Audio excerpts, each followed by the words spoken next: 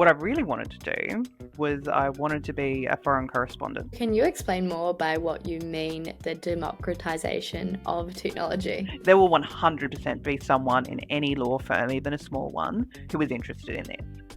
If technology is not solving a problem, it is a problem.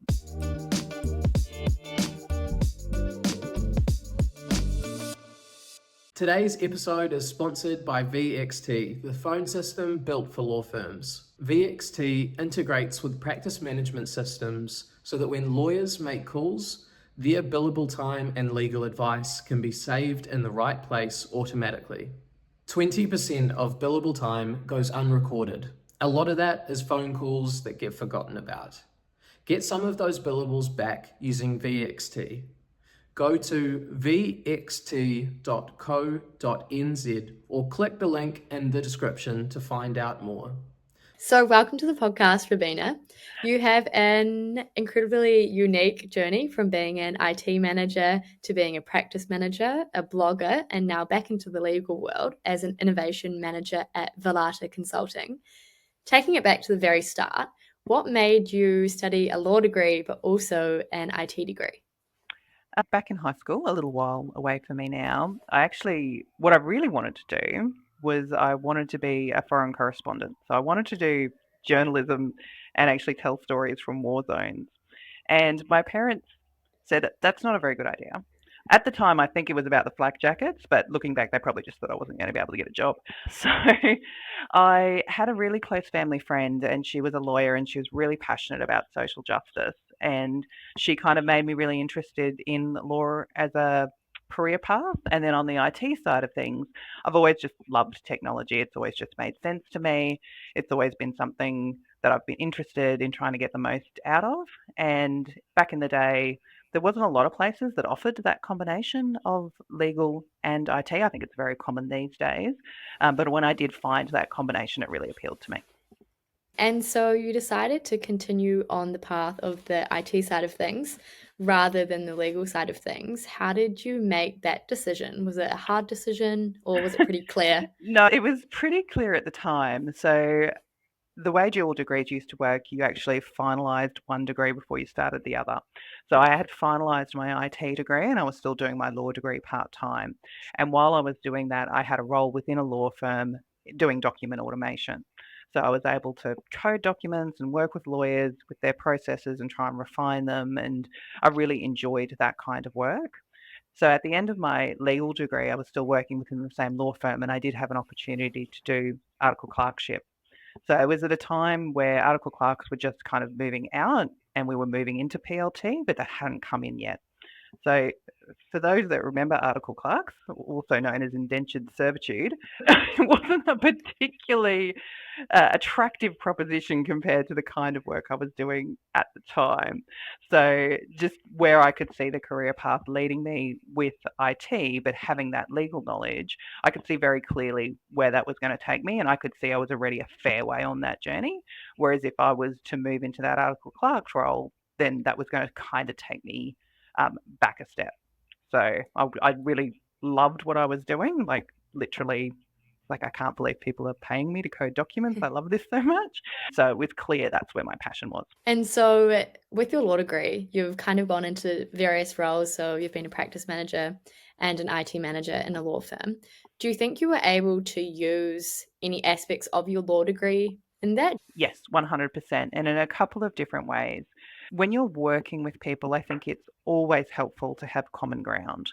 So working with lawyers and being able to understand what lawyers are trying to achieve, being able to completely understand what their problems are because I've actually got some context of that, even just common language and the way people talk.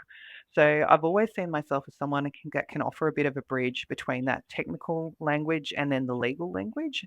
So having the law degree has always supported me in being able to do that. Lawyers do tend to react well when you tell them that you have a law degree. It's a bit like, oh, you're kind of one of us, even if you're not practicing. So it's definitely been helpful in that. And I also think because technology is so much about solving problems, like I'm a big proponent of that. If technology is not solving a problem, it is a problem. And being able to identify those problems and see those issues has been possible because I have that background. Yeah, definitely context is key, Mm. and it definitely helps you just knowing those little things. And then if you're trying to convince lawyers to do something, knowing those little things might be the difference of whether you can convince them at Yeah, that point in actually, time. even language, it's such a huge thing. So one of my colleagues who's never worked in a law firm before, he wrote an email to a lawyer and he put in there, "You claimed something." Now, he wasn't meaning anything by that. He used claimed like you might say "you said," but because claimed has such a specific use case in legal language, the person on the other end was like, "I did not claim anything. What I said was perfectly true." And when things like that happen, you realize, yeah, it's helpful to have the legal context. Yeah. And so when you became a practice manager, what were some of the core projects that you worked on or core responsibilities that you were doing? So I worked within an estates firm. So we were looking at a lot of, because I have an IT bent, I guess, even as a practice manager, it always ends up being a little bit revolving around technology. So we were able to take the practice management system that they were using at the moment and leverage that to do a lot of automation in terms of their documentation. Now, the other thing that this particular estates firm did was a real concentration on a kind of workflow that very much met the client where they needed to be and respected where clients are. It's a sensitive area of law, obviously. But we also wanted to be able to monitor that really easily. And so we used a lot of Power BI reporting to do that so that we could look and track, are people meeting with this many clients per month? What's that transitioning into in terms of actual work?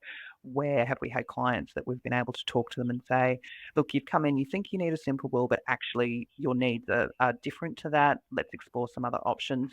And just being able to track how all of that sort of came out in the wash. And then what we were able to do, and what I introduced as practice manager, was sitting down with each of the lawyers every couple of weeks and going through those stats with them and helping them to understand where they were and seeing where they might need to be supported. So rather than having like, a half year review or a review, because we had that information available to us, we were able to sit with people with actual evidence about how they were going so that we could then support them to what they needed to do to make budget or exceed budget. Yeah, so that was the kind of work that I did as practice manager, really bringing in, I guess, my IT background. Mm. And so I assume that kind of information you were able to pull out through those automations, did it exist beforehand or was it extremely It hard did. to access? It a little bit just sort of that hard to access. So it did exist, but just knowing how to leverage that technology Mm. and connecting the dots. And sometimes vendors are really good in that space, and sometimes partners are really good in that space, and sometimes there is a dearth of knowledge, and sometimes you just have to go and explore and figure that out for yourself. And not everyone has the tools, I guess, to do that level of exploration. And I think, like you mentioned before, that's where the being able to speak the legal language Yeah. and then also the technology language, it kind of comes together and you can make some real improvements Mm. to the way a law firm can operate. Yeah. And so, moving to when you were an IT manager, you've mentioned to me previously that one of the projects that you were a part of was when that firm was being acquired by another firm. Mhm. I assume that this would be quite a big task in terms of technology. What did that look like? There was a lot of sounds like such a corporate speak. There were a lot of moving parts, but there were there was a lot. There was a lot to cover, and there is so much change involved with that kind of process. And it was as it often is, it was a relatively small firm being acquired by a larger firm. So there's some change management involved in that as well. There is sort of discussions about, these processes are actually really good. We might want to try and hold those and keep those and incorporate them into what you're doing, if that's at all possible. And then, of course, a huge part of it was trying to migrate the relevant data from our systems into the systems of the incumbent. So, yeah, there was a lot to do. And, in that situation as well, there wasn't necessarily a position for me at that new firm. So it was also balancing what does my future look like in amongst doing this quite hard work to get to where the firm needs to be. So yeah, it was like invaluable experience, but an interesting time. I could imagine. And when you were moving this data over, was it going from the same platform between the firms, or was A it different different platform. platforms? I can imagine the nightmare.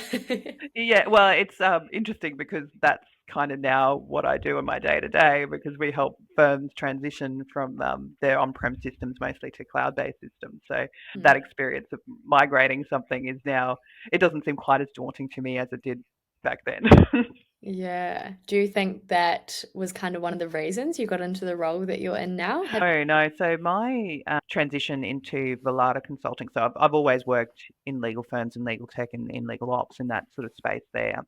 And this role was offered to me by the founders of Verlata because we actually worked together back at Cooper Gray Sword lawyers back in the day. So we all knew each other. And what the role was at that time, because I only wanted a part-time role because of family commitments, was actually leveraging Power BI, which I'd done a little bit of, but not a heap of.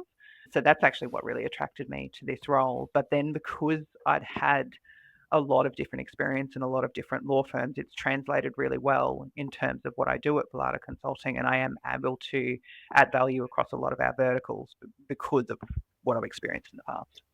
So multiple questions from that. First of all, what is high level Power BI consulting? Oh, sure. Okay. So, one of the things that we have in law firms generally within our practice management systems is lots of reports. Lots and lots of reports. They are generally very row level based and they're generally designed for the accounting team. So, very often, what the accounting team will do is it'll take out that row by row information. They'll pop it into Excel. They'll try and make some graphs. They'll try and make it into a way that decision makers can actually understand. So rather than doing the work manually, which can be quite intense, and it does mean that financial teams are often spending more time on creating those things than actually analyzing the data behind it and making data-driven decisions in their firm.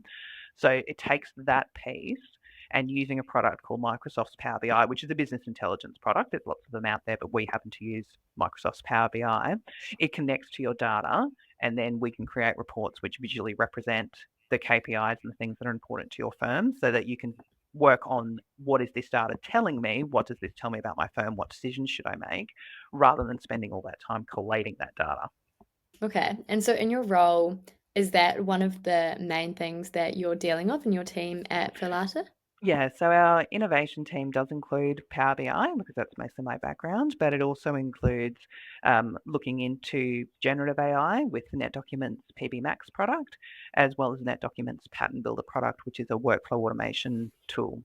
So those are the main products that we use within the innovation team, but then it's also about just upskilling ourselves. We want to be seen as the premier partner for people who are looking to move to the cloud or leverage their cloud-based technologies. So we want to make sure that we're at the forefront of that. So part of our team is also learning and making sure that we're, across all the generative AI stuff, which everyone's talking about at the moment, but also just understanding how law firms work and bringing that knowledge alongside the technology that they've chosen to invest in. And so, how do you personally stay up to date with all of the new information about generative AI? There's information everywhere, and everyone It's has insane. different views on it. So, what's your go There's to? so there's a couple of things I do. So LinkedIn's obviously awesome, and I hope I get this right, but the Centre for Legal Innovation has a wonderful LinkedIn page with a lot of information about generative AI, particularly tailored to law firms. So that is a wealth of information that I utilize for that. In terms of just understanding generative AI more broadly, there's a really good newsletter called The Neuron. There's a couple of ones, but I find The Neuron's a really great one. And I love podcasts. So Hard Fork often talks about AI in kind of a funny way. There's the AI Daily Briefing. I think they've renamed that podcast too, which is just like a news update on AI, but in a really accessible format. So yeah, those are the sort of things but then not only getting that information, but then like playing with it. The nice thing about generative AI is those frontier models are available to us. We can sign up and play with them. There is a lot there in terms of tutorials, et cetera, so that you're not limited to just reading about these technologies. You can actually play with them and understand them in that way. Yeah, for sure. And for an everyday lawyer who may not have or may not be comfortable even kind of delving into learning about the topic of generative AI, where do you think that they should start? I actually think those podcasts are good. Like, it's just a nice, accessible way to get into that information. There are some legal-based generative AI podcasts as well, or at least, and I'm sure you've hosted many of them, or at least people talking about the topic. I think that's a nice way in. Sometimes the legal generative AI ones I find can be a little bit dry compared to something like Card Fork, which I genuinely enjoy listening to the banter on that one. So I think that's a nice way for people to come through. But I also would say it's not, it sounds like something that is super, super complex, but setting yourself up with a GPT account or setting yourself up with Claude or something like that, or even just using Perplexity for your searching rather than using Google, just go to Perplexity, use that rather than Google by using natural language. It's not inaccessible. So I would, even for those lawyers that feel like, well, it's not really me, the barrier to entry is low. You Mm. can just pick up these tools and start to play with them. Don't put any of your client data in there, obviously, but just in terms of understanding them, it's pretty easy to get into. Yeah, and I think if you play around on like a individual user level with these tools, then you'll be in a much better position to understand any tools that might come into effect in your law firm, having that base Yeah, understanding. 100%. And the interesting thing about generative AI is a lot of studies show that there is a heap of shadow use. So if you can imagine that you're using ChatGPT, maybe you've made yourself a custom GPT, maybe you're using projects in Claude, all of those things that are readily available, and you've realized I can do this thing and I can shave heaps of time off my process. You're not going to go back to not using it. So there's a lot of AI use that is just coming through people having access to these tools because there is a low barrier to entry. And it might not necessarily have been rolled out by their IT department. It might not even be really okay by their IT department. So, people might be a little bit hush about some of their adoption as well. But it is interesting because it does seem like such a ground up adoption of technology rather than something that's being mandated by IT. And I feel like the last time we probably saw something similar to that was when everyone started getting smartphones. So it's not like there was a real push by IT departments and law firms to say, hey, everyone, get this device that's going to tether you to work and make sure you work 24/7. And how great will that be for us? But people were adopting it, and the IT departments needed to figure out how they were going to address Mm. that in terms of risk and policy. And I feel like AI is very similar. Yeah, and so how do you think that law firms should be acting right now in terms of we Education. kind of know that this is going on? Do you think they should have someone that is like a full-time employee who is able to educate the team and be that go-to person? Yeah, and maybe it's not someone's full-time role, but Mm, there will 100% be someone in any law firm, even a small one, who is interested in this. It mm. is the kind of technology that does appeal to lawyers. It has captured a lot of people's imagination. So I would suggest that you do have someone within your team that's interested in this anyway, that you flag as that go-to person, but make sure that go-to person also understands the risks and any policies that you have about keeping client data protected. Sure. And tracing back to you mentioned some tools.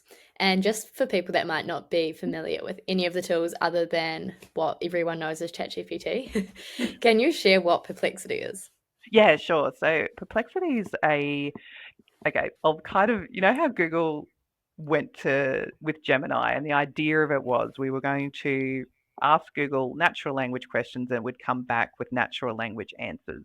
And then we all had a bit of a laugh because, you asked questions like, my cheese is falling off my pizza. What do you suggest I do? You should put some glue on it. And it just seemed to not quite hit the mark in terms of what it was trying to do in that space. Perplexity seems a lot closer to actually hitting that mark. So you just go to Perplexity, just Google it, it'll come up, and then you can just ask a natural language question and it will search the internet and it will reply back to you in natural language as well as with links to the articles that it has referenced. So, say for instance, you're planning a trip overseas or something like that, you could ask it, hey, tell me the top 10 places or places to eat in a particular city, and it's going to trawl through the internet about all articles about that. It's going to give you back that list, but it's also going to give you the link to the sources. So if you want to go and explore that further, you can. So that's where it differs from something like Claude or GPT. And it's also up to date because it's literally searching the internet, which is the other failure with the frontier models, because they're not 100% up to date. They're not trained on all the internet up to today or anything like that. Yeah. So is it more searching the It's internet more, and then yeah, providing it's a search tool. summary? Yeah. Yeah. Okay. Interesting. And then you also mentioned Claude. Yeah, so Claude is very similar to GPT, so it's Anthropic's answer to this rather than OpenAI. And the reason I like Claude is it just seems to do natural language a little bit better than GPT does. So I know one thing, there's lots of LinkedIn posts about it, people laughing about, the telltale signs that you've used GPT, you've used the word delve, you've got rocket emojis everywhere. Like there are all these little tells about what people have created using it. And I just find Claude tends to avoid those cliches just a little bit better. And it just seems to, particularly if you're asking it a lot of natural language questions rather than trying to put things in really specific prompts, it's quite good at that. I'm still finding ChatGPT is better at like data analysis and things like that, but I find Claude better at the conversational stuff. I saw that post as well, and I was so gutted because I always put rocket emojis on our posts on I know. LinkedIn. And And there was I'm a like, bunch people are of going to people. think I'm just using AI for all of this. There were a bunch of people who were like, but I like the rocket emoji. Yeah, maybe they need to distinguish between like AI emojis. They can have their own set of emojis, and then we can have our own human emojis. The ones that, like, I completely understand people using AI tools to help them with their LinkedIn posts, and I've certainly done it as well. I try to use AI as a first draft machine, and then go from there so that my own style is actually reflected. But what gets me is in the comments when people have clearly used generative AI on the comments. It's like, what is the point of that? Yeah. Oh, fun. Kind of going back to your role at Verlata, we've kind of delved into some of the tools that are out there regarding AI. In terms of the ones available in the legal space, what are those specifically? Yeah, so there's a lot happening in the legal space at the moment. Lots of POCs, lots of people are trying things out. So if we look at what's happening in legal, what I can see is that there are natural verticals that vendors are exploring. So if we look at the likes of Thomson Reuters, LexisNexis, they have Thomson Reuters has CoCounsel, LexisNexis has LexisNexis Plus AI, I think is the tool that they have. So making absolute sense in the vertical of research, that you can ask it natural language research questions and it will reply with a response, which should always still be checked. But they're also like kind of edging into things like drafting or, helping you actually compose your documents, which is slightly different to where they've kind of historically lived. We then have obviously things like Copilot, which is a Microsoft product, which will become as natural to us, I think, as just any other tool that we utilize within Office 365. We just have Copilot on top of that. And we've got lots of firms taking up Copilot, but it is not specific to law firm use, and there is still a little bit of hesitance about putting data in there that might be considered client facing. The other tools that we're seeing, so Harvey is a big one. So that's kind of looking like an AI that does everything, that covers kind of all of those, but then kind of needs to slip out somehow into that research space. But everyone's then kind of protecting their own vertical. So it's going to be really interesting how these things play out. The generative AI tool that I work with in the context of Verlata is called PB Max, and it's a product that's part of the Net Documents suite. So Net Documents has invested heavily in generative AI and does see it as the way of the future, and they have a suite of products under ND Max. And PB Max, which integrates with their workflow pattern builder product, is kind of the first in that suite. And what it does and what it differentiates against other generative AI tools in the market at the moment, it is actually incorporating generative AI into your workflow tools. So if you don't want people to know how to prompt, if you're like, I don't feel like that's a necessary skill for my lawyers, or maybe my lawyers don't want to know about that, you can kind of hide that prompt within the workflow itself So people don't need to worry about that. You can clearly define what that prompt is going to be, but you're still using generative AI to create the output. But then you can use that alongside other workflow tools like, normal document automation, or now I've got this information here and I want to email it to someone. Okay, and so putting that into like a simple use case Mm-hmm. example, what would that look like in terms of that example you're talking about? Yeah, sure. So so one thing that generative AI is great at, and I'm sure a lot of people are utilizing this, is taking your transcript of your meetings and converting that into notes and action items. So what we've done with Pattern Builder Max internally is created a really specific prompt about what we want out of meetings for project delivery.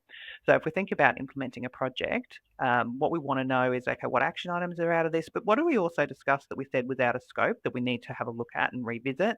So there are certain kind of ways that I want to identify that information, and I'm doing that via the prompt. But that's all in the back end. So no one needs to think about that complex prompt. It's just doing it in the back end. So all it's doing is, hey, upload your meeting transcript.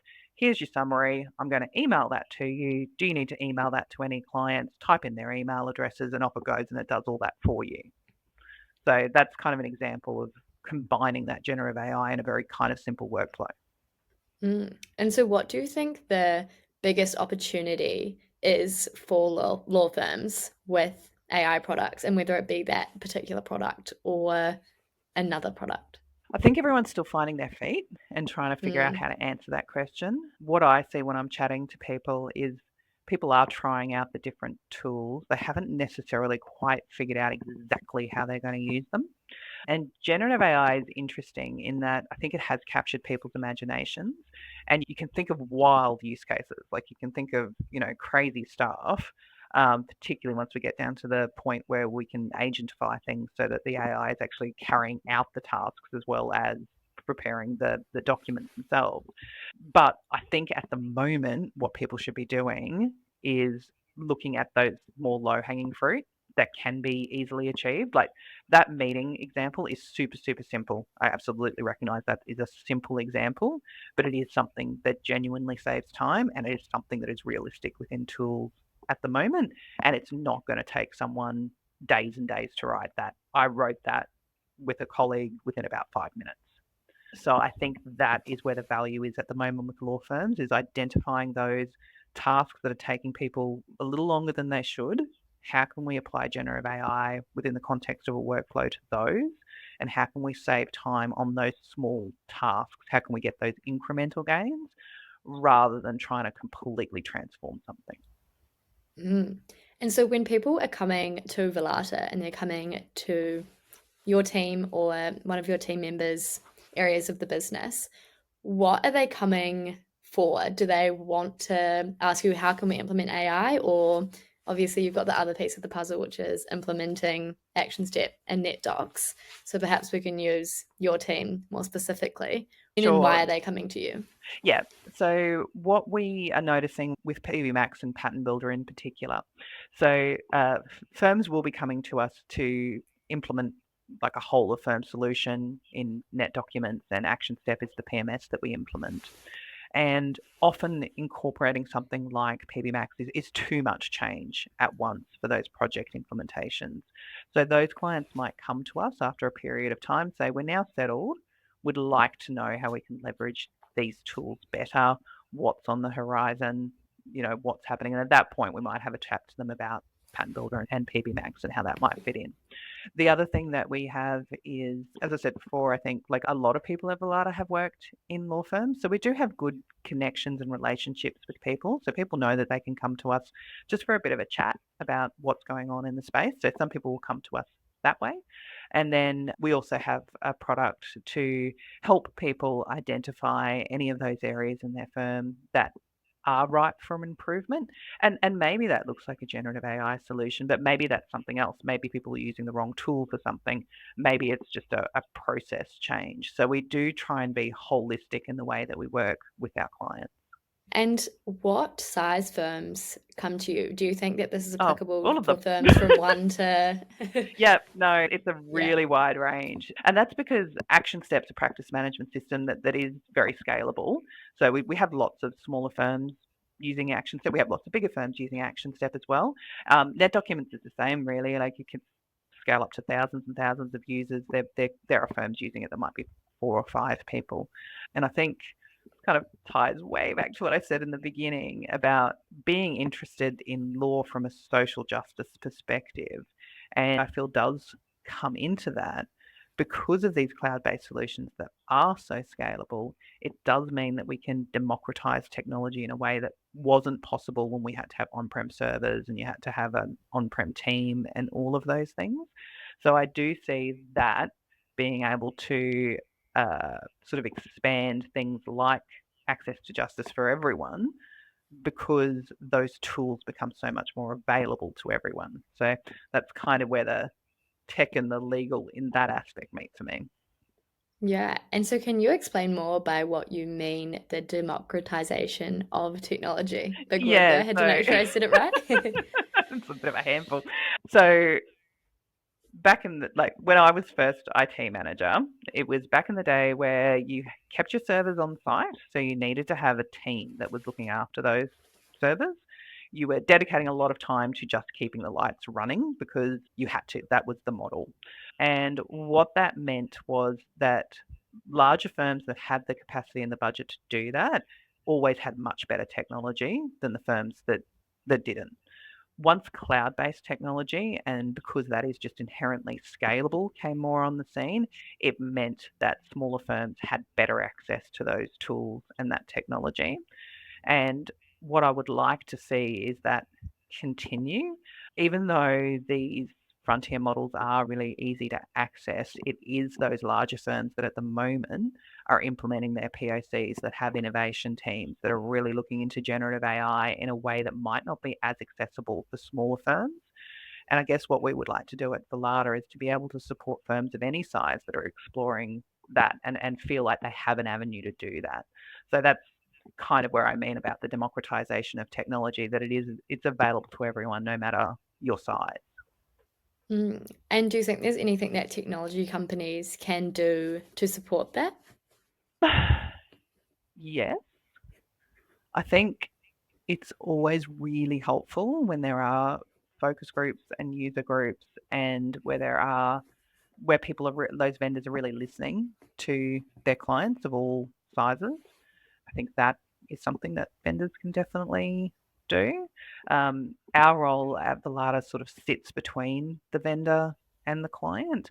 So we do try and provide that education piece, both for ourselves and understanding client pain points, and then letting our vendors know where those are. But I think that transparency and communication is really important. So that is everything that I kind of wanted to dive into today. We've had a great insight into the tools that are out there to use on an individual level, but then also in law firms at a professional level. And we've learned about how Verlata can help law firms of any size implement technology or just have a better understanding of what they could be doing differently. To wrap up the episode, I have 3 quick fire questions that I'd like to ask you, and you can just reply with the first thing that comes to your mind. Okay. So, first of all, the best tool a lawyer could use personally with AI.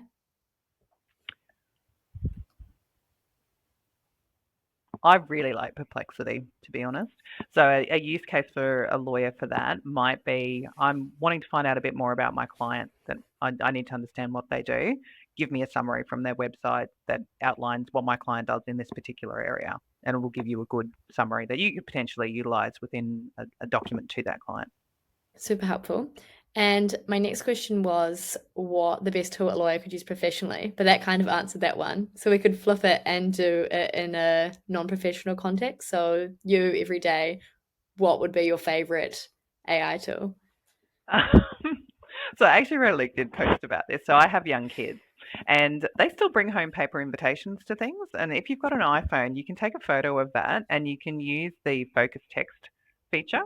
And that will actually bring up things like the address. And then you can go show me how to get here, or it could bring up the date and you can Mm. go add to calendar. Yeah, so it's super helpful for that kind of thing. There's a lot that your phone can do that generally people don't understand. And I think looking into those is really helpful. Like even things like being able to put, like, if you've got a flight number and then you can actually directly look up where that flight is coming from, things like that. Like, yeah. And final question, what would be your dream job? And it can't be something that you've already had as a job. I always look at people on those travel shows where they just get to travel around and review places. And I'm just like, I'm sure I could do that. I reckon I could be Yeah. excellent at that.